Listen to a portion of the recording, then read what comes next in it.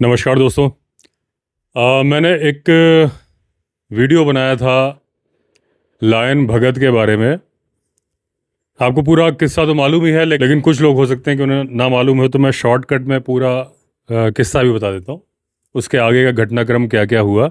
गुजरात के अमरेली ज़िले के धारी इलाके में, ईस्ट धारी एरिया बोलते हैं शायद, वहाँ पर कुछ युवक रात के टाइम पे गए। लोग बताते हैं कि वो इलीगल लायन शो चल रहा था, यानी कि लायन के पास जाके वीडियो बनाना देखना। जैसा कि मैंने पढ़ा है न्यूज़पेपर में वैसा बता रहा हूँ, क्योंकि मैं तो वहाँ उस वक्त नहीं था। तो कुछ लोग गए और लायन था भगत, वो मीटिंग कर रहा था। अच्छा, जब लायन हो या टाइगर हो मीटिंग करते हैं, टाइगर तो 6-7 दिन तक मीटिंग करता है और एक एक दिन में करीब करीब 200 to 250 टाइम्स मीटिंग करता है। लायन का 40-50 टाइम्स कम होता है, यानी कि आप मान के चलो कि 150 to 200 टाइम्स। तो जब लायन हो या टाइगर हो, जब मीटिंग कर रहे होते हैं तो लोगों को पता चल जाता है आसपास। कैसे पता चल जाता है? अभी आपने मेरा, जब मैं गुजरात गया था तो आपने मेरा गिर सफारी का वीडियो देखा होगा। नहीं देखा होगा तो मैं थंबनेल यहाँ पे लगा दूंगा, आप देखना। उसमें लायन की मीटिंग रिकॉर्ड हुई थी। तो कैसे रिकॉर्ड हुई थी? जब हम सफारी कर रहे थे तो पहले हमें 10-15 लायन का प्राइड मिल गया। फिर हम आगे गए तो हमें एक दूसरा लायन लेफ्ट हैंड साइड पे बैठा हुआ मिला। उसका नाम था भूपत। वहाँ पे हर जगह बाइक से ट्रैकर घूम रहे होते हैं। लायन के ट्रैकर जो फॉरेस्ट डिपार्टमेंट के एम्प्लॉय होते हैं, कुछ परमानेंट होंगे, कुछ एडहॉक पे होंगे, वो गाड़ी से नहीं घूमते। तो बाइक पे बैठा था एक ट्रैकर। गुजराती में बात हुई, लेकिन हमारे गाइड से हुई, तो जो हमें गाइड ने बाद में बताया। मैं वीडियो बना रहा था जूम करके भूपत की, तो ट्रैकर ने बोला कि आगे चले जाओ, आगे दूसरा लायन सलमान मीटिंग कर रहा है, क्या पता दिख जाए। तो उसने, गाइड ने बोला कि सर एक मिनट रोक रहा हूँ। मैं जूम था तो उसने बोला सर जिप्सी बढ़ा रहा हूँ। मैं रोका कैमरा। वो बोला सर आगे चांसेस है कि हमें मीटिंग दिख जाए। मैंने कहा चलो। गए, देखा तो वो लायन सलमान और लायनेस बैठी थी। थोड़ी देर हम वीडियो बनाते रहे, उसके बाद वो चल पड़े तो मुझे समझ में आ गया कि भाई मीटिंग करेंगे ही। आगे लायनेस बैठी, लायन ने मीटिंग करी। तो करीब करीब हमें खबर लग गई थी कि वह मीटिंग चल रही है, तो हम जल्दी से पहुंच गए थे। और वरना तो हम भूपत की वीडियो बनाते रहते और मीटिंग वहां से मिस हो सकती थी, क्योंकि क्या पता वो अंदर चले जाते। क्योंकि एक बार नहीं, बार बार कर रहे थे। लेकिन ये मेरा बताने का पर्पस है कि आपको मालूम चल जाता है कि जिस इलाके में टाइगर मीटिंग कर रहा है या लायन। टाइगर के केस में क्या है, वो घने जंगल में ज़्यादा रहता है, देखने के चांसेस थोड़े कम हो जाते हैं। लायन थोड़ा सा ओपन स्पेस में होता है, देखने के चांसेस ज़्यादा हो जाते हैं। ये तो ऐसे ही वहाँ खबर फैल गई होगी कि भाई लायन की मीटिंग चल रही है, तो लोग देखने के लिए गए। ये जो लायन था भगत, ये बड़ा ही काम नेचर वाला, शांत दिमाग का माना जाता था। लोगों को हमला नहीं करता था। ये था कि भाई चलो, कई लोग सेल्फी वगैरह ले लेते थे उतर के। तो जो युवक गए थे वो धीरे धीरे थोड़ा आगे बढ़ते रहे, ये मान के कि ये तो भगत है भाई, अच्छा लायन है, ये हमला नहीं करता। अच्छा लायन ही था, लेकिन वो उस वक्त मीटिंग कर रहा था। और मीटिंग करने के टाइम पे जो बिहेवियर होता है, लायन का हो चाहे टाइगर का हो। लायन के बारे में तो अभी मैं 2013 में देखा था, या अभी मैं देख के आया। बहुत ज़्यादा मेरा वास्ता पड़ता नहीं था लायन से। टाइगर के तो एक एक हरकत से मैं वाकिफ़ हूँ। वो बहुत ज़्यादा अग्रेसिव हो जाता है, इसलिए नहीं कि चिड़चिड़ा रहा है, इसलिए कि वो फीमेल को दिखाने के लिए कि मैं अल्फ़ा मेल हूँ, ज़्यादा अग्रेसिव हो जाता है। मैं टाइगर के केस में बता रहा हूँ क्योंकि उसके बारे में थोड़ा ज़्यादा मालूम है कि जहाँ पर शिकार करना होता है, वहाँ एक शिकार मारना होता है, वो 5 शिकार कर देता है, ये दिखाने के लिए देखो तुमने सही बंदा चुना है, मैं कितना पावरफुल हूँ। मीटिंग टाइम पे ऐसा होता है। तो वो जो भगत शांत दिमाग का लायन था, क्योंकि वो फीमेल के सामने था, उसको दिखाना था कि यार देखो, मतलब ये तो मेरे पास आते जा रहे हैं। उसने हमला कर दिया और एक युवक को पकड़ लिया, बाकी भाग गए। तो उसकी जान चली गई। अब उसमें भी क्या हुआ कि जो मुझे वैसे कुछ लोकल्स ने बताया कि भीड़ जमा हो गई तो भी वो बॉडी को छोड़ नहीं रहा था, बड़ी मुश्किल से छुड़ाया। तो भी शायद वो सिर या कोई बॉडी पार्ट लेके पब्लिक के सामने लेके चला गया। तो पब्लिक में भी गुस्सा बहुत आया, पब्लिक को डर भी लगा। विरोध हुआ, सरकार के पास गए, तो सरकार ने एक्शन लेके उसको फ़ौरन ट्रैंकुलाइज करा लिया और उसको रेस्क्यू सेंटर भेज दिया। फ़ौरन कैसे ट्रैंकुलाइज करा लिया? टाइगर के केस में तो 7-7 10-10 दिन लग जाते हैं। उसका कारण होता है कि टाइगर को ढूंढना बड़ा मुश्किल हो जाता है, क्योंकि वो कहीं भी स्लिप कर जाता है ड्रोन से, तब भी नहीं मिलता घनी झाड़ियों के बीच में। लायन प्राइड के साथ रहता है, प्राइड के ज़्यादा दूर नहीं जाता, 1-1.5 किलोमीटर ही जाएगा तो ड्रोन से ट्रेस हो जाता है। इसलिए गुजरात में क्या है, जैसे ही हमला होता है वैसे ही सरकार जब चाहे दोषी को पकड़ लेती है, या जो सस्पेक्ट्स होते हैं 3-4 में से उनको पकड़ लेती है। इस तरीके से उसको पकड़ लिया। ये खबर जब आई तो मैंने एक वीडियो बनाया था कि ठीक है, देखिए गलती इंसान की ही थी इस केस में। देखिए, मैं जो मुझे लगता है वो मैं वीडियो बनाऊंगा, क्योंकि मैं कोई जज तो हूं नहीं कि जो मैं फैसला सुना दूंगा। लेकिन एक इंसान के नाते जब हम वाइल्ड लाइफ का डिस्कशन करते हैं तो जो मेरे मन में आता है वो मैं कभी थोपता नहीं बात को, लेकिन अपनी बात कहने का अधिकार तो मुझे है। बाकी हर आदमी को अपना अपना अधिकार होता है, आकलन कर सकते हो। तो मेरे चैनल पे कभी भी आप ऐसा नहीं पाओगे कि मैं एक तरफा बात करता हूँ, कि मैं सिर्फ जानवर, बहुत सारे लोग होते हैं जो सिर्फ जानवर के फेवर की बात करते हैं। मेरे पूरे 2,500 से ज़्यादा वीडियो हैं, आप उठा के देख लो, कभी नहीं देखोगे। ना मैं टाइगर विरोधी हूँ, ना मैं लायन विरोधी हूँ, लेकिन मैं इंसान विरोधी भी नहीं हूँ। मेरा ये कहने का मतलब है, जहाँ जिसकी गलती है वहाँ उसको सजा दो। वो डिसीजन लेना सरकार का काम है, मैं कुछ नहीं बोल सकता। इसका मैं उदाहरण दे रहा हूँ। बहुत सारी घटनाएं हुई, रिसेंटली 2 घटनाएं हुई। एक तो ये भगत वाली घटना हुई, इंसान की जान ली भगत ने। एक और टाइगर, एक और लायन था जो गिरनार में उसने हमला किया, गब्बर नाम था कि पता नहीं, नाम मैं भूल रहा हूँ थोड़ा सा। 3 लायन पकड़े गए थे, एक 11 साल के बच्चे की जान ली थी। तो वहां तो मैंने वीडियो नहीं बनाया कि लायन को क्यों रेस्क्यू किया, उसको वापस छोड़ो। क्योंकि भाई मंदिर की सीढ़ियों के रास्ते पे बच्चा चाचा की उंगली पकड़ के जा रहा है, लायन आके रास्ते से उसको खींच के ले जा रहा है। गलती वहां भी दूसरे इंसानों की थी, कुछ लोग बताते हैं इस बच्चे की नहीं थी। सुबह 5:45 की बात थी, और 5:45 पे जितना नॉर्थ इंडिया में उजाला हो जाता है, गुजरात में नहीं होता है। गुजरात में सूरज देर से उगता है, देर से डूबता है। 5:45 पे लोग बताते हैं कि जब वो लोग जा रहे थे, उसके पहले कुछ लड़कों का ग्रुप था, वो उन्हीं लायन को टॉर्च मार के बहुत देर तक हैरेस कर रहे थे। वो लोग तो ऊपर चले गए, उसके बाद ये बच्चा आया और वो लायन इस एंड से उस एंड जा रहे थे, क्रॉस कर रहे थे शायद, और उधर बच्चे को पकड़ के उठा के ले गए।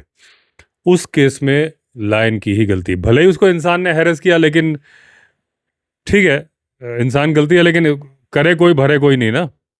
उस बच्चे ने तो गलती नहीं की थी। यहाँ के केस में भगत वाले के लिए वीडियो मैंने क्यों बनाया कि भगत वाले केस में वो जंगल में, मतलब अपने जंगल तो क्या ही है अमरेली में, जो उसका इलाका है वहाँ बैठा था, इंसानी आबादी में नहीं, झाड़ियों वाला जंगल। वहाँ इंसान रात को जबरदस्ती गया था उसके मीटिंग देखने के लिए, तो भगत का वीडियो मैंने बनाया था। वहाँ वाले लायन के रेस्क्यू के लिए मैंने एक शब्द नहीं बोला, ठीक है। ऐसा नहीं है कि इंसान की जान जाती रहेगी और लायन घूमते रहेंगे, ये तो गलत है। हाँ, हैरेस करने वाली बात गलत है, लेकिन उसके लिए सरकार को कदम उठाने होंगे, लोगों को अवेयर करना होगा। भाई रोड पे आप कैमरे लगाओ, कैमरे में जो गलती कर रहा है उसको पनिश करो। तो मैंने ये वीडियो बनाया था कि लायन भगत को तो उठा लिया आपने, रेस्क्यू कर लिया, अब जो उसका प्राइड है उसका क्या होगा? क्योंकि टाइगर के केस में अलग बात होती है। टाइगर में आपने टाइगर को उठा लिया चाहे टाइग्रेस को उठा लिया, कोई फ़र्क नहीं पड़ता। अगर बच्चों वाली टाइग्रेस है तो फ़र्क पड़ता है, लेकिन अगर वैसे नहीं तो, क्योंकि सब अलग रहते हैं। अगर टाइगर को उठा लिया तो ऐसा नहीं है कि उसका परिवार मर जाएगा। हाँ, उसके इलाके में दूसरी टाइग्रेस हैं, उनके बच्चे हैं तो दिक्कत हो जाएगी, लेकिन वो भी दूर दूर है। ऐसा नहीं कि एक ही जगह है। लायन के केस में क्या होता है, प्राइड एक ही जगह पर रहता है और दूसरे लायन आके कब्जा करते हैं, उसको मार देते हैं। तो मैंने कहा था ये डोमिनेंट मेल था, उसको आपने उठा लिया जबकि उसकी गलती भी नहीं थी। अब अगर उसको आपने एक लाइन उठाया, लेकिन बदले में जितने भी होंगे, 10-11 मैंने बोले थे, लेकिन अब मुझे मालूम चला कि वो 6 हैं। जितने भी लाइनेस और बच्चे लाइन या सब अडल्ट हैं वो मारे जाएंगे। दूसरा लाइन जब आएगा, मेल को तो छोड़ेगा ही नहीं, फीमेल भी जो सरेंडर करेगी उसको छोड़ेगा। जिसने भी थोड़ा सा भी विरोध दर्ज कराया उसको मार देगा। 900 लाइन है, उनमें से इतने लाइन मर जाएंगे, ये कंसर्न था। तो इस बारे में जो मेरे एक सब्सक्राइबर हैं शैन गोयल जी, जो कि ऑस्ट्रेलिया में हैं, उन्होंने काफ़ी एफर्ट्स किए कुछ सीनियर ऑफिशियल्स को फ़ोन लगाए, फिर मेनका गांधी जी से बात की। मेनका गांधी जी ने डॉक्टर जयपाल, जो कि चीफ वाइल्ड लाइफ वार्डन है गुजरात के, principal chief conservator of forest भी है, उनसे बात की कि ऐसे ऐसे मैटर है, ये लायन भगत को पकड़ लिया गया है लेकिन उसका प्राइड बेसहारा हो गया है। तो उन्होंने बोला कि हम उसको वो करते हैं कैप्चर। तो उसके बाद उन्होंने बताया कि उन्होंने उसके पूरे प्राइड को कैप्चर कर लिया है, अभी सेफ जगह पे रखा है। ये बात जो मेरे सब्सक्राइबर थे उन्होंने मुझसे शेयर की थी। मैंने एक शॉर्ट वीडियो रील भी बनाई थी और मैंने कहा था कि मैं मेनका गांधी जी को धन्यवाद का ईमेल कर रहा हूँ। आप लोगों से भी कहा था कि आप भी, आपसे रिक्वेस्ट है कि आप लोग भी करिए। मेरे मेल करने के मेरे ख्याल से 1 घंटे के अंदर ही मेनका गांधी जी का रिप्लाई आ गया था और उन्होंने काफ़ी अच्छा रिप्लाई लिखा है कि बहुत बहुत धन्यवाद जो आपने काइंड वर्ड्स बोले।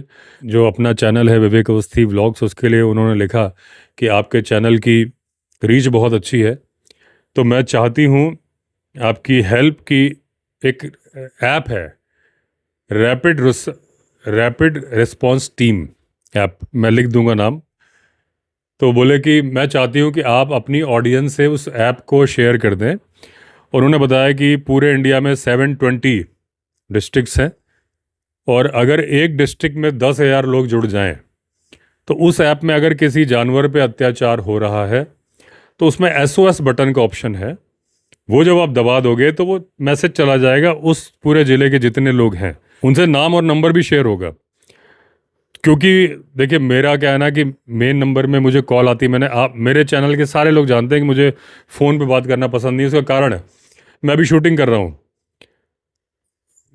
फ़ोन जो है फ्लाइट मोड में नहीं है, तो अभी कोई कॉल आएगी तो बजेगी नहीं, मेरा कैमरा चालू रहेगा लेकिन मेरा दिमाग डिस्टर्ब हो जाएगा क्योंकि मुझे वहाँ दिख जाएगा।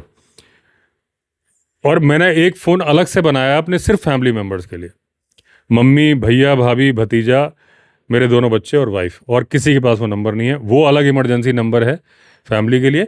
लेकिन कई बार स्टाफ को भी नंबर नहीं दिया, वो यहाँ भी नहीं है। यहाँ का स्टाफ, जो दिल्ली का स्टाफ, किसी के पास नंबर नहीं है।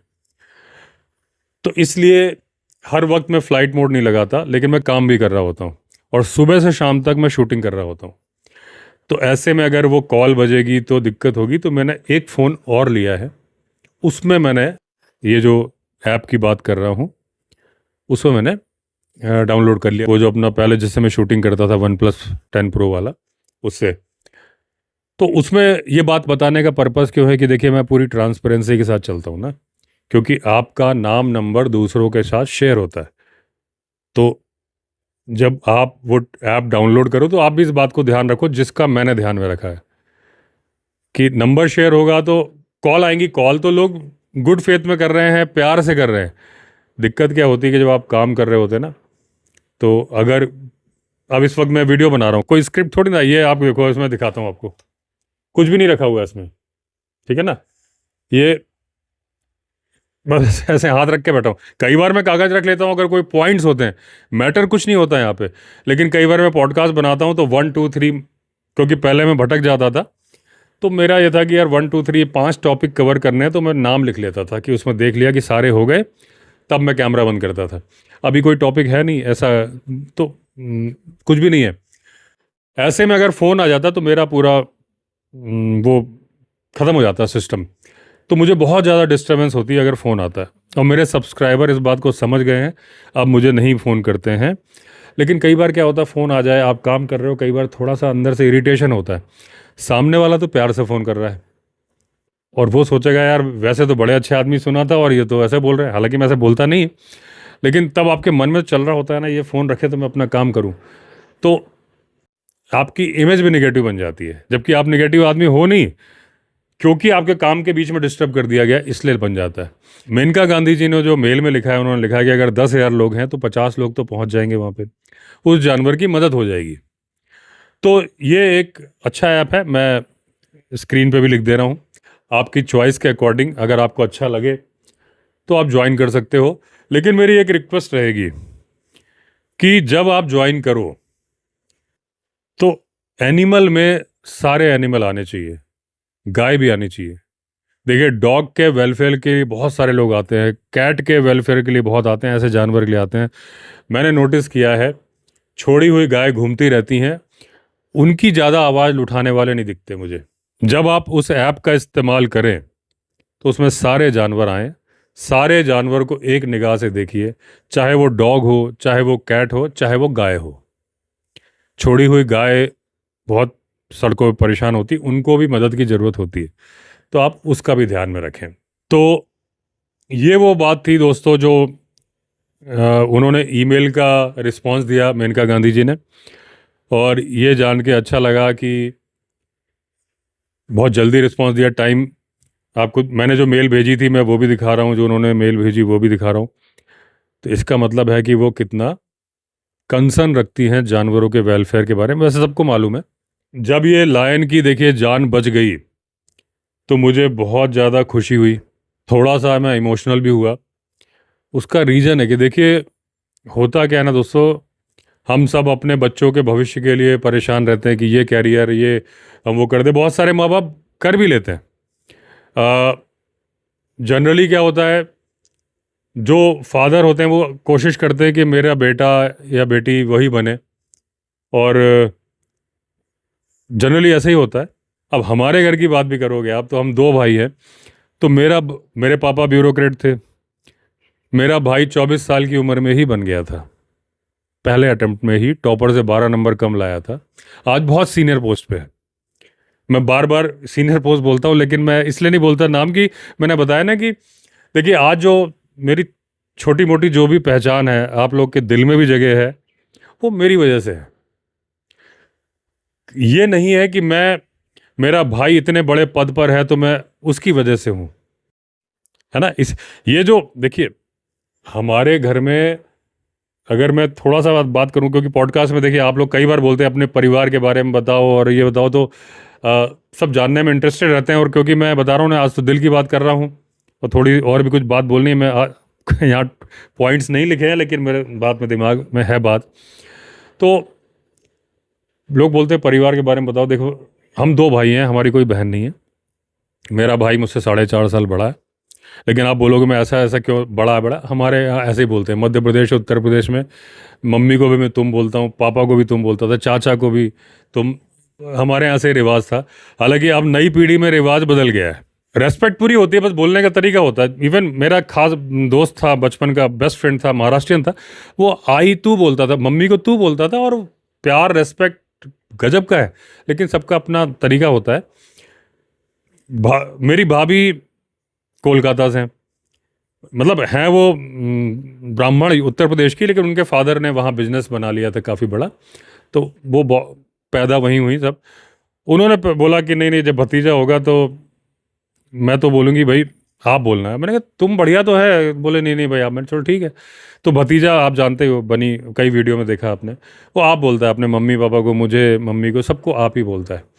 इधर मेरी वाइफ बेसिकली वो भी कानपुर के ही है, लेकिन दिल्ली में पैदा हुई सब। उसने कहा भाई नहीं आप बोलना। मैं ठीक है भाई।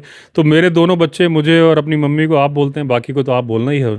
तो मेरा एक ही भाई है जो 24 साल की उम्र में ऊंचे पद पे आ गया, कंपटीशन सेलेक्ट होके आज बहुत ऊंचे पद पे है, और मेरे यूट्यूब चैनल से डायरेक्टली कनेक्टेड है वो। मैं उसका नाम नहीं लेता भैया का, लेकिन मेरे चैनल के ग्रो करने से लेके आज तक वो बहुत बिजी, मैंने बताया बहुत ऊंचे पद पे है, तो बहुत ही ज़्यादा बिजी है। उसके बावजूद वो मेरा वीडियो देखना नहीं छोड़ता। कभी छूट जाए तो आगे पीछे देखेगा। ये जो शर्ट मैंने पहनी है, ये बहुत सारे लोग पूछते हैं कि ये टाइगर प्रिंट हो, आपके पास इतना सारा कलेक्शन है। एक भी मैंने खरीदी नहीं है, ये मेरा भैया ही भेजता रहता है। हालांकि कई बार रिपीट कर देता है। मैंने बोला, और एक पार्सल ही गायब हो गया। तो मैंने बोला कि देखो कहाँ है, तो बोला तुम्हारा ही नंबर डाला था, तुम्हारा ही ईमेल डाला था, पता नहीं, मुझे तो याद भी नहीं कि मैंने किस वेबसाइट से ऑर्डर किया था। आना होगा, आ जाएगा। तो इसीलिए मैं नहीं, मुझे आज तक मैंने देखा नहीं कि मैं टैग क्या लगा है। उस वक्त ध्यान आता है। तो ये बताने का पर्पज़ क्या है कि जब मेरा चैनल में 200 सब्सक्राइबर थे, वो अपने सर्किल में लगातार भेजता था कि उसके फ्रेंड सर्किल जो उसका ग्रुप सारे में भेजता था, आज भी भेजता है। नाम नहीं लेने का पर्पज़ क्या है कि सब लोग बोलेंगे यार विवेक अवस्थी सेल्फ मेड मैन है। अब बात आती है पापा के ऊपर, जो मैं कल थोड़ा सा इमोशनल हुआ कि हर व्यक्ति का ये होता है टारगेट कि भाई माँ बाप का नाम रोशन हो, लोग कहें कि भाई देखो इनके ये बच्चे हैं, ये है। तो ऐसी कोई अचीवमेंट मैंने नहीं करी थी। बिजनेस बनाया, नौकरी कर ली नॉर्मल, तो वो एक ठीक होता है, मतलब कोई। लेकिन मुझे कभी इस बात का अफसोस नहीं हुआ, क्योंकि मेरे भाई ने बहुत पहले कर दिया था। तब कर दिया था जब मैं 20 साल का था। मेरा भाई मेरे से 4 साढ़े 4 साल बड़ा है, तो वो 24 साल का था, तो वो कंपटीशन में सेलेक्ट हो गया था। पापा का नाम अच्छा खासा रोशन हो गया था। और मेरे में और भाई में कोई फ़र्क नहीं है, तो मतलब हम दोनों भाइयों में कभी कंपटीशन नहीं रहा कि यार उसने किया तो मैं करूं, ऐसा नहीं था। क्योंकि हम साथ में थे, लेकिन वो गार्जियन वाला फिगर ही था, क्योंकि 4 साल बड़ा होने से लड़ाई गुत्थम गुत्था लड़ाई होती थी हमारी। ऐसा नहीं कि लड़ाई नहीं होती थी, लेकिन कभी ये नहीं था तो इसको है तो इसको क्यों नहीं, ऐसा कभी नहीं था। तो मुझे मेरा वो दिमाग में कभी ऐसा नहीं आया कि यार भाई ने नाम रोशन किया मैं करूं। मेरा ऐसा कि पापा का नाम तो रोशन हो गया, भाई ने ही कर दिया। तो अगर एक ही बेटा होता तो, मतलब बेटा या बेटी, मतलब तो दो हैं तो ठीक है, एक ने कर दिया काम खत्म। कंपटीशन की भावना कभी नहीं थी कि मैं भी करूं, ना ही कभी सोचा था कि कर पाऊंगा। और आज जो है, जो देखिए, अगर ये वाली घटना, ईश्वर कृपा से कुछ घटनाएं पहले भी हुई, लेकिन इस घटना को मैं बड़ा क्यों मानता हूँ बहुत ज़्यादा, कि मात्र 900 लायन हैं इंडिया के अंदर रफली। उसमें से अगर 6 लायन की जान बच जाती है हमारे परिवार Vivek Awasthi vlogs wild life channel की वजह से, जो हमने खबर शेयर की, बात आई, तो आप सोचो कितना बड़ा, मतलब कितनी बड़ी अचीवमेंट है। अगर उसको आप विचार करो तो बहुत बड़ी है। मेरे अकेले की नहीं, हम सब की, 6.5 लाख लोगों की। 6.5 लाख क्यों, मैं तो कहता हूँ 10 लाख, क्योंकि अगर आप इंस्टाग्राम, फेसबुक और दोनों यूट्यूब चैनल मिला लोगे, 1 मिलियन से ऊपर है। 6,52,000 के आसपास मेरे ख्याल से इस चैनल पे है। 32,000 के आसपास विवेक अवस्थी वाइल्ड लाइफ स्टोरीज में है। 1,80,000 से ज़्यादा इंस्टाग्राम में है। 2,24,000 से ज़्यादा फेसबुक में है। बातें हर जगह पहुंचती हैं, और कुछ लोग रिपीट होते होंगे, लेकिन रफली आप 1 मिलियन मान के चलो कि हमारी फैमिली 1 मिलियन की है। तो ये जो बड़ा काम है, तो इसमें मुझे एक तो देखिए पीछे लगा है जो 1 लाख पे आता है, जो 10 लाख पे आएगा, लेकिन ये ठीक है, ये आपकी पर्सनल अचीवमेंट हो गई। समाज के लिए कुछ किया तो अलग बात होती है, लेकिन ये जो लायन की जान बची, और ऐसे पता नहीं कितनों की बचेगी, कितने जानवरों की बचेगी आने वाले समय में, ये एक अचीवमेंट है। और इसके लिए कल जो मैं इमोशनल थोड़ा हुआ, मुझे लगा कि पापा मेरे बहुत खुश होंगे स्वर्ग में बैठे हुए। फिर मुझे लगा कि पापा ने ही तो मुझे ये आदत लगाई वाइल्ड लाइफ की, शौक पैदा किया। तो मैंने कहा कि ये पूरी जो, जिस बात से मैंने बात शुरू करी थी, कि जिस तरह से मूवी की एक स्क्रिप्ट होती है ना, कि पहले से बन जाती है कि इस कदम पे तुमको ये करना है, इस कदम पे तुम, बच्चा बड़ा होगा यहाँ ये करेगा, ये करेगा, ऐसे करके मूवी ख़त्म हो जाएगी। एक एक डायलॉग लिखा हुआ होता है। ऐसे ही हमारी ज़िंदगी में भी स्क्रिप्ट ऊपर वाले ने, जिस धर्म को भी आप मानते हो, उसके अकॉर्डिंग लिख के भेजी है। आप कुछ भी नहीं करते हो, मेरा ये मानना है। कैसे, इसका बहुत बड़ा एग्जाम्पल तो मैं आपके सामने बैठा हूँ। और डिटेल पता नहीं, आप लोग बोर हो रहे होगे, लेकिन देखो अगर बोर हो रहे हो तो स्किप मार देना, लेकिन मैं तो कैमरा ऑन करके बैठा हूँ। मैं तो अपनी बात बोल रहा हूँ, जो जितने लोग सुनना चाहेंगे वो सुन लेंगे, क्योंकि जो मुझे याद आ रहा है बोल रहा हूँ। क्या था कि जब मेरे पापा पन्ना में पोस्टेड थे, तो पापा के एक रीडर थे, वो बहुत बड़े ज्योतिषी थे। तो हम दोनों भाइयों की कुंडली तो पहले से बनी हुई थी, लेकिन वो मतलब छोटी कुंडली थी। तो कुंडली पापा ने दी, तो उन्होंने कहा मैं बड़ी लिखूंगा। तो बड़ी जो एक वो होती है ना, रोल करके जब खोल दो तो यहाँ से वहाँ तक रोल हो जाती है, वैसी कुंडली उन्होंने बनाई भैया की, मेरी। तो तब भैया 10 साल का था, मैं 6 साल का था। तो उन्होंने कुंडली में लिखा, जिस पद पे मेरा भैया सेलेक्ट हो गया था 24 साल की उम्र में, मैं पद का नाम जानबूझ के नहीं बोल रहा हूँ, उन्होंने लिखा था, कुंडली में लिखा है साफ साफ, बालक इस पद पर ही पहुंचेगा, उस पद का नाम लिखते हुए। और वो पहले अटेम्प्ट में सेलेक्ट होके टॉपर से 12 नंबर कम लाया था। और उसके बाद डिपार्टमेंटल अंदर एक कंपटीशन और होता है, उसको पार करके अपने बैच से सीनियर हो गया। यानी जो भैया के बैच का जो टॉपर था वो भैया से जूनियर है आज।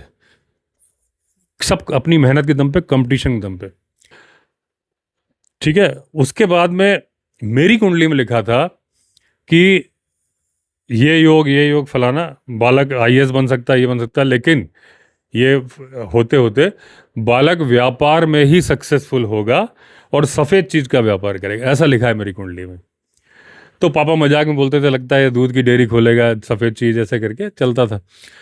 तो मेरे ब्रदर के मन में बात बैठ गई कि मुझे तो इस पद पर पहुंचना है। मतलब उसको जब मैं, देखिए यहाँ में ज्योतिष एक बहुत बड़ी विद्या है, लेकिन क्योंकि बहुत सारे लोग मेरे पास ऐसे मैसेज आते हैं कि रात को कंपलसरी है कि बच्चों को अवस्थी अंकल का वीडियो देख के ही सोना है, ऐसा बच्चों को दिखाते हैं। तो इसलिए मैं बोल रहा हूँ, क्या पता आपको सही लगे बात, कि होता क्या है कि एक तो ज्योतिष हो गया, जो अभी मैंने बोला कि ऊपर वाले ने एक स्क्रिप्ट लिखी है, आपको उस पर चलना है। दूसरा इसमें क्या होता है, जैसे भैया के दिमाग में 10 साल की उम्र में घुस गया कि मुझे तो इस पद पर पहुंचना है, मेरी तो किस्मत में लिखा है। उसने मेहनत, कॉन्फिडेंस के साथ मेहनत करनी शुरू कर दी।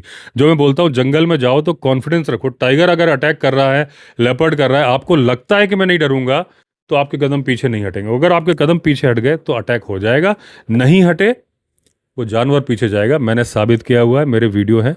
लेपर्ड वगैरह चार्जिंग मोड में था, मैं खड़ा रहा, लेपर्ड हटा, है ना। तो ऐसा ही किस्मत में होता है कि भैया के दिमाग में कॉन्फिडेंस आ गया। वो उसने मैथ्स ली हुई थी, हायर सेकेंडरी उसने मैथ्स से की, लेकिन मम्मी पापा के भी दिमाग में था कि भाई इसको तो इस पद पर पहुंचना है, तो उसको बीएससी नहीं कराई, उसको बीए कराया मैथ्स लेने के बावजूद। पहले अटेम्प्ट में सेलेक्ट। तो पढ़ते वक्त भी कॉन्फिडेंस था कि मुझे पूरी जान लगा के पढ़ना है और सीधे मुझे सेलेक्ट होना है, हो गया। मेरा भी सिलेक्शन हुआ, लेकिन जब आरएएस में हुआ, राजस्थान का मेंस लिखा, हिमाचल का लिखा मेरा। तो जब एक आध बार दिक्कत हुई तो पापा से मैंने बोला कि पापा, कुंडली में लिखा है कि मेरा सिलेक्शन नहीं होगा, मैं बिजनेस में ही सक्सेसफुल होने वाला हूँ। पापा बोले बेटा तुम मेहनत करो करके। तो एक मेरा गुस्सा आ गया, मैंने कहा नहीं पापा, मैं अब नहीं कर रहा, मैं एमबीए करके मैं नौकरी करूँगा। फिर मैंने नौकरी कर ली प्राइवेट कंपनी में। फाइनली मैंने बिजनेस ही बनाया और अल्टीमेटली मुझे सक्सेस बिजनेस में ही मिली, जो कुंडली में लिखी थी। लेकिन बात यहाँ कुंडली की नहीं है। मैं ऐसा नहीं हूँ कि आपको बोल रहा हूँ कि जो लिखा है वही होगा। आप अपनी कुंडली बदल सकते हो मेहनत से, क्योंकि ऊपर वाले ने जो लिखा है वो चलेगा। जो उसमें लिखा है जरूरी नहीं कि वो सही लिखा हो, क्योंकि आजकल तो कंप्यूटर से भी बन जाती है। कारण मैंने बताया ना कि उसको कॉन्फिडेंस आ गया। और अगर मेरी में लिखा होता ना कि मुझे आईपीएस बनना है, तो मैं आईपीएस बनता तक, क्योंकि मेहनत में हम दोनों भाइयों का एकेडमिक रिकॉर्ड एक जैसे ही था स्कूल का। तो बस वहाँ पे फ़र्क आया कि मुझे, मेरी हिम्मत बोल रही थी यार कि मुझे सिलेक्शन होना नहीं है, क्योंकि मेरी तो कुंडली में बिजनेस लिखा है। अल्टीमेटली हो गया। अब इतनी मैंने राम कहानी आपको क्यों सुना दी, मैं कट शॉर्ट करता हूँ क्योंकि मैं ज़रूरत से ज़्यादा ही लंबा खींच रहा हूँ, मुझे पता है। कि मेरे पापा, मुझे वाइल्ड लाइफ का शौक़ कैसे लगा, मैं आपको मालूम है कितने पॉडकास्ट में बता चुका हूँ कि मुझे सिर्फ गाड़ी में घूमने का मुझे केवल गाड़ी में घूमने का शौक़ था। मैं गाड़ी में बैठ के स्टीयरिंग घुमाया करता था बैठे बैठे, और मैं सोचता था पापा कितने किस्मत वाले हैं, गाड़ी में टूर करते हैं। तो रात को कहीं जा रहे थे, तो मैंने कहा मैं भी जाऊँगा, छुट्टियाँ थी। पापा बोले नहीं जंगल जाना है, तो नहीं लेके जाऊँगा। मम्मी से जिद करी, मम्मी ने बोल दिया ले जाओ, परेशान नहीं करता। पापा के साथ चला गया। रात को पहली बार टाइगर देखा। वो फिर लौट के आया और दोस्तों को बताना शुरू किया। और दोस्त बोले तुमने टाइगर देखा? मैंने कहा अरे वो खड़ा था सामने, किससे कहानियां जो बच्चों के होते हैं। मैंने कहा मैं डरा भी नहीं, जीप में था, ऐसा करके डरा भी नहीं था, सच बात है, क्योंकि पापा बैठे थे ना बगल में। तो इंटरेस्ट जाग गया। तो जीप के चलते मुझे इंटरेस्ट वाइल्ड लाइफ में आ गया। ये पापा ने नहीं किया, ये भगवान ने किया। लेकिन उसके बाद पापा ने किया। फिर मैं उनसे सवाल ये जो भी पूछता था, मुझे बहुत ज़्यादा याद नहीं है, लेकिन एक घटना मैंने कई बार बताई है, हाँ इंपॉर्टेंट है तो मैं बता रहा हूँ। कि अजयगढ़ में जब मेरे फादर एसडीएम थे, सामने मंझले राजा थे, राजा साहब के बीच वाले भाई, उनकी कोठी थी हमारे बंगले के सामने ही। तो उनसे बातचीत में या वॉक करते वक्त या कैसे भी पापा ने बताया होगा कि मेरा छोटा बेटा जो है उसको वाइल्ड लाइफ का बहुत ज़्यादा शौक है, उसको दिमाग में फितूर है। उन्होंने इंडिया के बाहर से वीडियो कैसेट मंगाए थे, ऐसा मुझे याद है। इंडिया से बाहर से नहीं मंगाए होंगे तो मुंबई दिल्ली से मंगाए होंगे, छोटे शहर में तो मतलब ही नहीं। तो बोले आप ले लो, देख लेना। तो पापा को लगा कि यार बच्चे ख़राब कर देंगे वीडियो कैसेट घर पे, तो पापा बोले नहीं, मैं आपके घर ला के दिखा दूँगा। तो रोज़ मुझे शाम को लेके जाते थे, और 2-3 घंटे के कैसेट होते थे, मैं पापा के साथ बैठ के देखा करता था। अफ्रीकन थे वो सारे कैसेट, लायन के बारे में। यहाँ मैं बता दूं कि मैं हिंदी मीडियम में पढ़ा हूँ, सरस्वती शिशु मंदिर, सरस्वती विद्या मंदिर। लेकिन मेरी इंग्लिश हमेशा, मेरा डिस्टिंक्शन आता था। ग्रामेटिकल इंग्लिश मेरी हमेशा बहुत अच्छी थी। स्पोकन भी, बिजनेस किया, इंटरनेशनल किया तो ठीक ठीक है मतलब। लेकिन मुझे ऐसा नहीं था, दूसरे बच्चों के कंपैरिजन में मुझे ऐसा नहीं था कि इंग्लिश मुझे समझ में नहीं आती थी। ग्रामेटिकल तो मेरी काफ़ी अच्छी थी। तो इवन मुझे याद है जब मैं 12th क्लास में निकलता था, हमारा जो स्कूल था उसमें हिंदी मीडियम इंग्लिश मीडियम दोनों थे विदिशा में। तो मैं जब एग्ज़ाम दे के निकलता था तो इंग्लिश मीडियम के बच्चे भी मेरे पास आके जो ऑब्जेक्टिव क्वेश्चन थे मेरे आंसर चेक करते थे, क्योंकि ग्रामर मेरी इतनी स्ट्रांग थी। तो समझ में आती थी। लेकिन ठीक है, अंग्रेज़ों का एक्सेंट आपको पता ही है। तो पापा मुझे समझाते थे कि ये बोला, बीच बीच में कमेंट्री करके। तो सवाल जवाब होते थे, वो मैंने बता रखा है बहुत सारे में, कि पापा पूछते थे पता है ये कितने दिन में बनी होगी डॉक्यूमेंट्री। मैंने कहा 3 घंटे में बनी होगी। 3 घंटे कैसेट। पापा बोले 3 साल, 4 साल, 5 साल में बनी होगी। मैंने अच्छा। पापा बोले ये तुमको जो दिख रहे हैं शॉर्ट, कैमरा लगाया होगा, बैठे होंगे 5-5 दिन तक, लायन आया नहीं होगा, ऐसे करके बनाते हैं। तो मैंने अच्छा। तो मैंने कहा ये जो बैठे हैं इनको पैसे कैसे मिलते हैं, ये काम क्या करते हैं जंगल में अगर इतने 3-3, 5-5 साल बैठे रहते हैं। पापा बोलते हैं इनको बहुत पैसे मिलते हैं, अमिताभ बच्चन से भी ज़्यादा मिलते हैं। मतलब क्योंकि मैं अमिताभ बच्चन का फ़ैन था तो मुझे समझाने के लिए, अब 11 साल के बच्चे को तो वो इसी तरीके से समझाएंगे। मैंने अच्छा इतने पैसे मिलते हैं। तो ये बात हो गई। इस बात को मैं क्यों बता रहा हूँ कि पापा मुझे, इसके बाद हमारा अगला चैप्टर बांधवगढ़ का आता है। जब मेरे फादर एसडीएम बांधवगढ़ थे तब मैं 18 साल का था। तब तो मैं रोज़ ही उनके साथ जाता था, और वो मुझे वाइल्ड लाइफ की बहुत बेसिक जानकारी समझाते थे, बारीक जानकारी। मुझे पता नहीं उनको इतनी जानकारी थी कैसे। अब मम्मी से भी पूछता हूँ तो उनको भी नहीं मालूम। वो बोलती हैं कि वो ड्यूटी पे जाते थे, आईएफएस और एसडीओ वगैरह सब साथ में होते थे, तो उन्हीं से डिस्कशन में बातें आई होंगी और कहाँ से आई होंगी। लेकिन उनको बेसिक जानकारी थी। एक बात बता देता हूँ छोटी सी, पैंथर और लेपर्ड में कोई फ़र्क नहीं होता। ये पापा ने बांधवगढ़ नेशनल पार्क में बड़ी गुफा के बाहर जीप से निकल रहे थे, मेरे दिमाग में अभी भी बिल्कुल वो सीन याद आ रहा है। उन्होंने पूरा समझाया था, पूरा स्टाफ, तहसीलदार, नायब तहसीलदार पीछे थे, और समझाया था। उन लोगों को यकीन नहीं हो रहा था कि साहब जो बोल रहे हैं सही बोल रहे हैं। उनके चेहरे से मुझे लग रहा था, उनको लग रहा था साहब गलत बोल रहे हैं, क्योंकि साहब में तो हाँ में हाँ मिला रहे थे। मुझे भी पहले लग रहा था पापा गलत ही बोल रहे हैं, फिर मैंने कहा पापा तो सही ही बोलते हैं, तो पापा सही बोल रहे होंगे, ऐसे करके था। आज वो मैं समझाता हूँ। अभी कल भी किसी ने कमेंट लिख के मुझसे पूछा है, आप कमेंट सेक्शन में देखना, कि पैंथर और लेपर्ड में क्या फ़र्क होता है। पैंथर और लेपर्ड में कोई फ़र्क नहीं होता, एक ही है जानवर। उसी को आप पैंथर बोलते हो, उसी को आप लेपर्ड बोल दो। ब्लैक पैंथर जो है मेलानिस्टिक हो जाता है, इसलिए उसको ब्लैक लेपर्ड की जगह एक है कि भाई ब्लैक पैंथर। वो लेपर्ड के लिए भी बोलते हैं, जैगुआर के लिए भी बोलते हैं। जैगुआर को भी ब्लैक पैंथर बोलते हैं, वो एक टर्म कर दिया। लेकिन अगर आप बोलो कि ये लेपर्ड है, ये पैंथर, ऐसा नहीं। कैनेथ एंडरसन की आदत थी, वो उसी को पैंथर बोलते थे, कॉर्बेट उसी को लेपर्ड बोलते थे। उनकी जो बुक्स हैं, जानवर एक ही है, कोई फ़र्क नहीं है।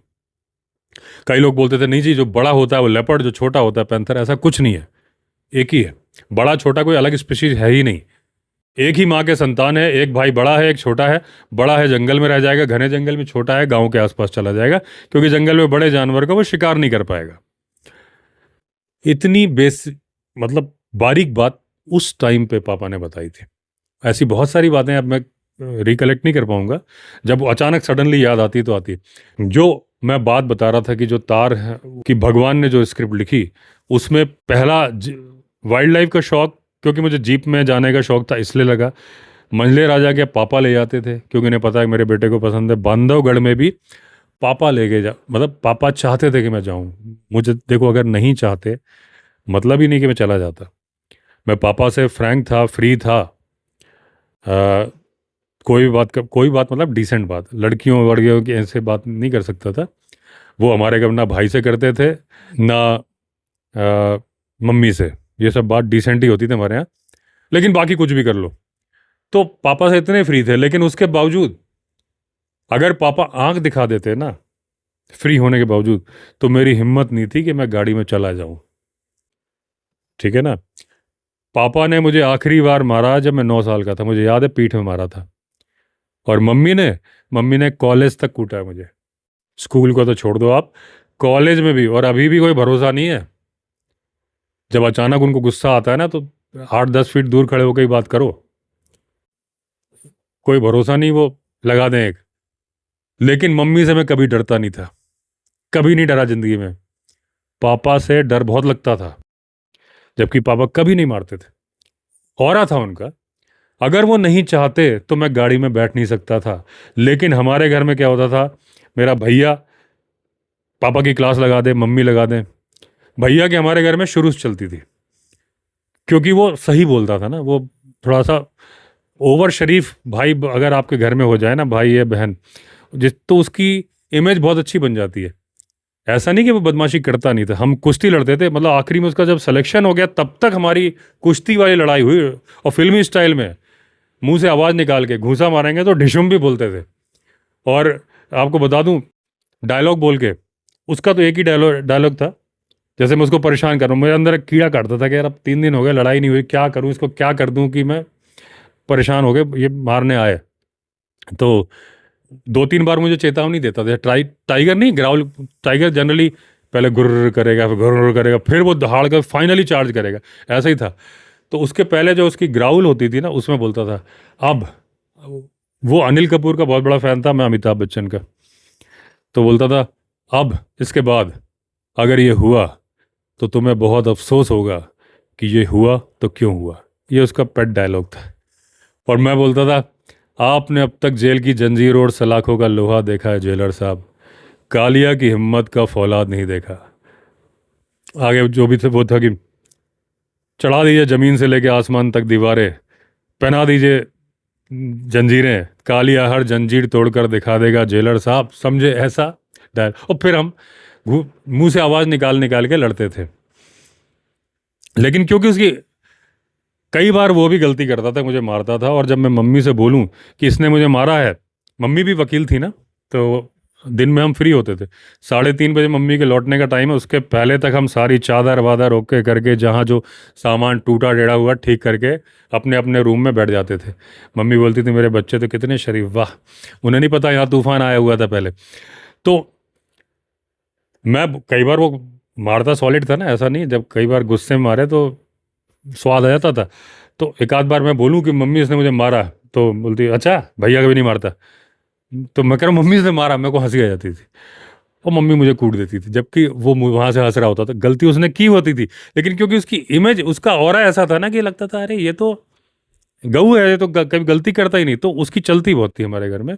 कोई भी सामान खरीदना है, कुछ करना, बचपन से 14-15 साल की उम्र से बिना भैया से पूछे काम नहीं होता। आज हमारे घर में भी ऐसा ही है। मेरी बेटी से बेटा कुछ बोलेगा तो मैं बोलता हूँ यार दीदी से पहले परमिशन लो, वो करवाओ। थोड़ा सा अच्छा भी है सिस्टम। बड़े बच्चे को जिम्मेदारी का एहसास होता है, बड़ा बच्चा छोटे के लिए गार्जियन बन जाता है। भैया और मम्मी, उनका था कि ये लड़का अपना कैरियर बर्बाद कर रहा है। मैं पीएमटी की तैयारी कर रहा था, ड्रॉप लिया हुआ था, और मैं बंदर भगाया करता था गुलेल लेके। बहुत बड़ा बंगला था हमारा बांधवगढ़ में, 2-2.5 एकड़ का। उसमें फसलें लगाई होती थी, एक तरफ मूंगफली, एक तरफ उड़द, और उधर सागौन के 30-40 पेड़ थे उसमें बंगले में। तो वो फसल खाने आते थे, मैं गुलेल ले लेके उनके पीछे भागा करता था, और टाइम बम लगाता था, मज़ा आता था। आप मत लगाना जो बोल रहा हूँ, मैं बस बता दे रहा हूँ कि अगरबत्ती में थोड़ा पीछे, वो भी सस्ती वाली अगरबत्ती जिसमें खुशबू बहुत कम आती, इतने मोटा ढेर बहुत सस्ते में आता था। अगर आपने खुशबू वाली कर दी तो गड़बड़ हो जाता था। उसमें मैं थोड़ा आधे पीछे तक रस्सी बम आता है, जो दिवाली वाला, वो बांध देता था धागे से। और एक वहाँ रख दिया अगरबत्ती जला के, वो अगरबत्ती से इतना इतना दूर, एक इतनी दूर, एक इतनी दूर, टाइम सेट कर मतलब टाइमर सेट हो गया। एक वहाँ उड़द के अंदर छिपा दिए, खुशबू आ नहीं रही, वो बहुत सस्ती सी होती थी, हल्का हल्का धुआं। अब जैसे ही मैं दूर चला जाऊंगा, इमली के पेड़ से उतर के बंदर आएंगे, लंगूर, और एक फटेगा वहाँ पे, क्योंकि उसको मैंने अगरबत्ती में आगे की तरफ बांधा था। मैं खिड़की से देख रहा हूँ कमरे के अंदर से। उसके बाद में वो बंदर उछल के इधर आएंगे, तब तक मैं दूसरा फटेगा, क्योंकि थोड़ी और दूर बांधा था, तब तक मैं उधर जाएंगे, तीसरा फटेगा, मैं बड़ा खुश। ऐसे करके मैं पूरा दिन बर्बाद, पढ़ाई करता ही नहीं था। जब लंगूर, इस टाइम पे भी मैं ये वीडियो शूट कर रहा हूँ, मेरी विंडो के ठीक पीछे लंगूर हैं, आम वगैरह खा रहे हैं। लेकिन तो मुझे अपना बचपन तब भी याद आ रहा था। तो उस टाइम विंडो से मैं बैठा रहता दिन भर, और लंगूर जैसे यहाँ आते हैं वैसे ही वहाँ आते थे। लंगूर परमानेंट नहीं रहते थे, चले जाते थे, कभी 15 दिन नहीं आते थे। तो मैं इंतज़ार करता था क्यों नहीं आ रहे, क्यों नहीं आ रहे, कि मज़ा आया लाइफ में। ऐसे वो था। ऐसे ही जब मैं बांधवगढ़ चला जाता था तो पढ़ाई हो नहीं रही थी। मम्मी को लगा ये लड़का क्या करेगा, भैया को भी लग रहा था ये लड़का क्या करेगा, तो पापा को घेर लेते थे। तो पापा बोलते थे नहीं तुम नहीं जाओगे। तो वो जिद कर करके ऐसे करके, लेकिन मैं थोड़ा छोटा था, जिद विद चलती थी मेरी घर में, मैं जिद करके गाड़ी में बैठ जाता था। लेकिन घूम फिर के इस राम कहानी का सारांश ये है कि अगर पापा दिल से चाह लेते कि मुझे लेके नहीं जाना है, तो उनका सिर्फ अपनी गुस्से वाले अंदाज में इतना बोलना था उतरो, वो मैं उतर जाता। मजाल नहीं थी कि गाड़ी में बैठ जाता। तो ये सारा बातें इतना घुमा घुमा के, पता नहीं मैं आपका कितना टाइम बर्बाद कर रहा हूँ, लेकिन आज दिल से बात निकल रही है तो निकलेगी भाई, क्या करूं। तो पापा का कहीं ना कहीं से मन था कि मैं वाइल्ड लाइफ का जो मेरा शौक है वो पूरा करते थे। क्यों करते थे ये मुझे नहीं समझ में आया, क्योंकि अगर वो चाहते थे कि मैं वाइल्ड लाइफ में कैरियर बनाऊं तो वो बनवा देते।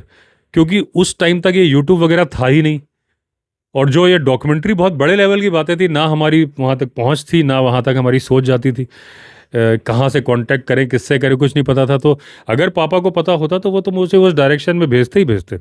लेकिन वो नहीं, वो उनका लगातार कोशिश थी। वो मेरे बिजनेस करने के बहुत खिलाफ थे जब मैंने नौकरी, क्योंकि हमारा एकेडमिक पूरा घर में सारे ब्यूरोक्रेट्स हैं, मम्मी पापा भी पीएचडी। बिजनेस तो अकेले मैंने किया था, वो बहुत खिलाफ थे।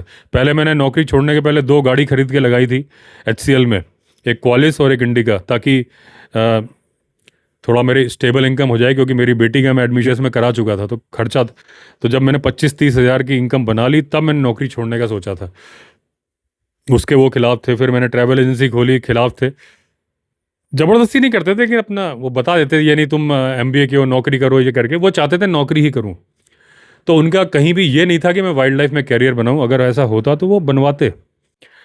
तो जब मैं कल सोच रहा था, काफ़ी देर में इस बारे में सोचता ही रहा, मैंने कहा पापा ने ही, आज जब ये लाइन, ये सारी बातें मुझे क्यों याद आ रही है कि जो 6 लाइन की ज़िंदगी बची ना उस बात से, क्योंकि एक बहुत ही बड़ा काम हुआ ये, और ऐसे बहुत बड़े काम आगे होंगे, इस बात की मुझे उम्मीद है, आशा है। तो मुझे लगा कि पापा ने ही मुझे इंटरेस्ट जगाया। क्यों जगाया, क्या कारण था, तो मुझे लग रहा है कि इसमें ईश्वर का आदेश था जो पापा के माध्यम से उन्होंने कराया, जो वो करते रहे, क्योंकि बिना पापा की मर्जी तो मैं नहीं कर सकता था। उसके बाद फिर दुनियादारी में आ गया, फिर मुझे समय का चक्र घुमा के वाइल्ड लाइफ में दोबारा लाया। बिजनेस कर लिया सब करके, कभी कॉर्बेट कभी सरिस्का, ऐसे जाके अपनी वाइल्ड लाइफ की इच्छा को पूरा करता था। कॉर्बेट में जाके नाइट ड्राइव करता था फैमिली के साथ, ये करता था। लेकिन 2 दिन के लिए गए बस, ग्रुप लेके गया तो भी नाइट ड्राइव करता था। वो आज जो सुंदर खाल आप देखते हो, मैं उस टाइम पे नाइट ड्राइव करता था जब गाड़ियाँ नहीं चलती थी वहाँ पे, रात को गाड़ी चलना अलाउड नहीं था। 2007 2008 जिस साल पहला आईपीएल था मुझे याद है, उस टाइम में जिस टाइम आईपीएल के मैचेस चल रहे थे मैं वहीं था। द डन रिजॉर्ट कुमेरिया में है, तब मेरा ग्रुप वहाँ रुका हुआ था। हमने स्क्रीन लगवा के आईपीएल दिखवाया था खुले में, पहला। और सारे रूम बुक थे, 50-55 कमरों का रिजॉर्ट है मेरे ख्याल से। उसके बावजूद मुझे और मेरे स्टाफ को रुकने के लिए मोहान में ही, जो आज मोहान में हम शाह विला जाते हैं, उसके पीछे ही कैंप रिवर वाइल्ड है, मेरे मित्र हैं अंसारी जी, उसमें मैंने 4 कमरे बुक किए थे उस कंपनी के ऑफिशियल्स के लिए। तब उनके कमरे भी कम होते थे शायद, अभी बढ़े कि नहीं बढ़े नहीं पता। तो मैं खुद रुकने के लिए रात आता, तो आप समझ लो कि कितने बजे आता रहूँगा। 2-2:30 बजे तो वहाँ पे खाना वाना कंप्लीट होता है, फिर गाड़ी से आता था। कितनी वाइल्ड लाइफ मुझे दिखती थी। सुबह जाते थे, 3-3 4-4 दिन के ग्रुप होते थे, और बैक टू बैक हमारी सीरीज चलती थी। तो ऐसे मैंने वाइल्ड लाइफ को फिर इंजॉय किया, लेकिन काम के साथ। फिर मैंने जब लैंड ली तो फिर वो मेरा अंदर का कीड़ा था कि यार जंगल में लेना है, तो मैंने तो जंगल के एकदम पास में जो गांव था वहाँ ली। ऐसे करके वो किया। फिर समय के साथ यूट्यूब आया, ईश्वर ने चक्र घुमाया। नॉर्मल ट्रैवल व्लॉग बनाने के लिए आया था, मैं वाइल्ड लाइफ की वीडियो बनाने लगा, और करते करते करते आज आप लोगों ने इतना बड़ा परिवार, जो सारे सोशल मीडिया मिला लें तो 1 मिलियन से ऊपर कर दिया। इसका धन्यवाद आप लोगों को ही है। तो बाकी भगवान ने किया है, चक्र घुमाया है। आगे क्या क्या लिखा है ये तो समय आने पे मालूम पड़ेगा। आप लोग का सपोर्ट रहेगा तो आगे बढ़ेंगे। जितनी टैलेंट तो कम है, लेकिन आप लोग का प्यार बहुत है, उसकी वजह से करता दो के बराबर हूँ, लेकिन 100 के बराबर काम हो जाता है ये सब। आपका प्यार है, इस प्यार को आप बना के रखना। बाकी साथ साथ चल रहे हैं, देखते हैं कहाँ पहुँचते हैं। अभी जाऊंगा, इसको एडिट करूं, जाऊं आज पहाड़ पे। एक स्वराज मीडिया करके हैं, उनका लाइव उनको लेना है बाइट। यहाँ ट्राई किया तो नेटवर्क उतना आता नहीं, आपको पता है। वहाँ 5G आता है पहाड़ के ऊपर ना, तो ये वीडियो अपलोड पे लगा के वो करता हूँ। स्टोरी भी एक रिकॉर्डेड है लेकिन वो कंप्लीट नहीं हो पाई, तो उसको कल देख लेंगे। तो चलिए दोस्तों, एंड करता हूँ। बहुत बातें हुई, जिन्होंने बीच में छोड़ दिया था कोई दिक्कत नहीं, जिन्होंने आखिरी तक सुना उन्हें बहुत बहुत धन्यवाद, क्योंकि दिल से निकल रही थी तो मैं बोलता गया। तो चलिए एंड करता हूँ। अगर आपने चैनल सब्सक्राइब नहीं किया तो चैनल सब्सक्राइब कर लीजिए। फिर मिलते हैं, तब तक के लिए all the best. Vande Mataram.